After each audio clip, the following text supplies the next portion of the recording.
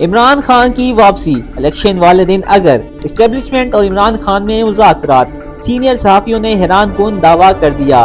एक निजी चैनल के प्रोग्राम में गुफ्तगू करते हुए सीनियर सहाफी शहजाद इकबाल का कहना था कि इलेक्शन में वोटिंग के हवाले से मैनेज करना मुश्किल हो जाता है, लेकिन जहां तक रिजल्ट में रद्दो बदल है, इसमें कोई ना कोई चांस जरूर रहता है। तहरीक इंसाफ सिर्फ एक ही तरीके से अपने प्लान में कामयाब हो सकती है कि 55 या 60% वोटर इलेक्शन वाले दिन निकल आए, जो आज तक आम इंतखाबात में नहीं निकले। अगर इतने ज्यादा लोग वोट डालने के लिए निकल आते हैं तो पीटीआई के जीतने के आसार हो सकते हैं, क्योंकि उस वक्त चीजों को मैनेज करना मुश्किल हो जाएगा।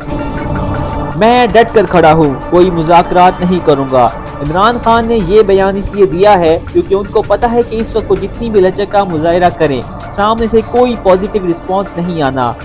एस्टेब्लिशमेंट इमरान खान से बात करने के लिए तैयार नहीं है, इसलिए उनके पास इस तरह का बयान देने के अलावा और कोई ऑप्शन नहीं था।